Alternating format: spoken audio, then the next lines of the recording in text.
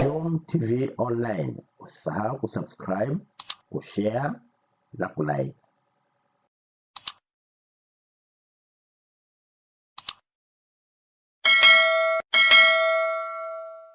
Jumla ya makosa 4377 yameripotiwa kwa mwezi Januari 2025, ambapo makosa 4371 yameripotiwa kwa wanaume na makosa 6 yameripotiwa kwa wanawake.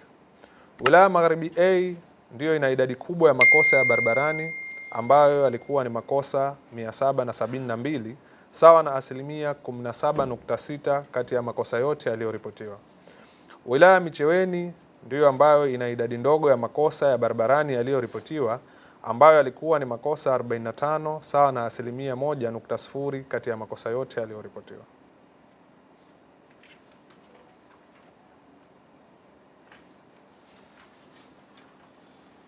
Idadi na aina ya makosa ya barabarani kwa mwezi Januari 2025.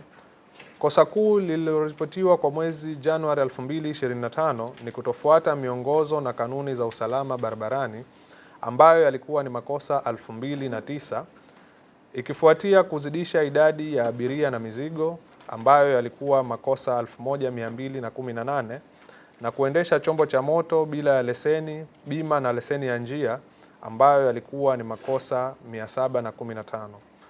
Orodha ya makosa haya matatu kati ya makosa yote 9 yaliyoripotiwa kwa mwezi wa Januari 2025 yamechangia kwa asilimia 90.1.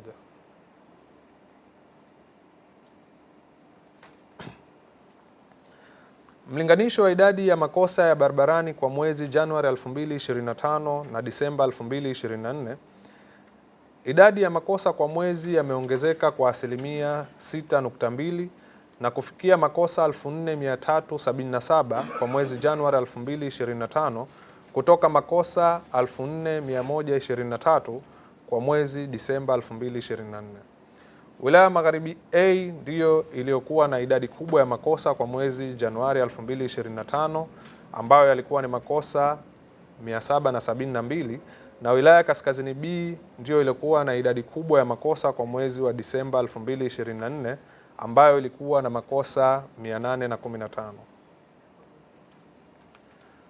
Kwa upande wa mlinganisho wa idadi ya makosa kwa mwaka, yani mwezi Januari 2025 na Januari 2024, idadi ya makosa kwa mwaka yameongezeka na kufikia makosa 4377 kutoka makosa 2174 kwa mwezi wa Januari 2024. Wilaya Magharibi A imeongoza kwa mwezi wa Januari 2025 ambayo ilikuwa na makosa 772, na mwezi Januari 2024 wilaya Kati iliongoza kwa makosa ya barabarani ambayo ilikuwa na makosa 582. Na zifuatazo ndizo tozo zilizolipwa mahakamani kwa wilaya na idadi ya kesi kwa mwezi Januari 2025. Kwamba utaratibu sio sahihi vile unavyopakiwa wanafunzi, kwamba utaratibu katika ile sheria namba 7 umeelekeza namna gani ya kupakia wanafunzi, kwamba siti moja ambayo ilikuwa inatumia watu wawili watakuwa nakaa wanafunzi watatu. Basi kosa endapo utazidisha zaidi, kwamba hiyo ni kosa kwa mujibu wa sheria atakao kuchukuliwa hatua.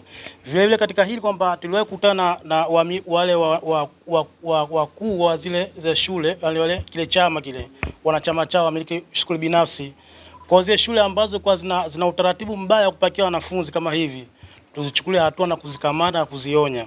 Lakini sitosha katika upakiaji mbaya tu abiria, lakini hata ya magari yenyewe, kuna baadhi ya magari hayakizi katika kupakia wanafunzi, kwamba vile vile magari yetu tuliyazuia na kuwapeleka mamlaka aje kwa kufanyia utaratibu wa matengenezo. Kwamba bodaboda sasa hivi imekuwa basi school. Kuna baadhi ya bodaboda wanapakia kuanzia wanafunzi 5 au 3 na kuendelea. Kwamba hili ni kosa, kwamba mwanafunzi mmoja anatakiwa apakiwe mwanafunzi mmoja na mzazi wake tu, ndio utaratibu wa sheria unapoelekeza, kwamba yule mwanafunzi chini ya miaka 7 anapakiwa akiwa na mzazi wake. Kwa hiyo kinachofanyika chochote pale ni kosa. Vile vile tuliwahi kuwakamata hawa, lakini wazazi wenyewe kwamba hako rafiki katika masuala hapa, kwamba wao wazazi ndio wakaja kurayo kulalamika juu ya matukio haya, kwamba wanasema ndio sahihi kupakiwa vile vile. Lakini zile wale ambao tuliwakamata tulitoza faini kutokana na ile sheria ambayo iliyowekwa.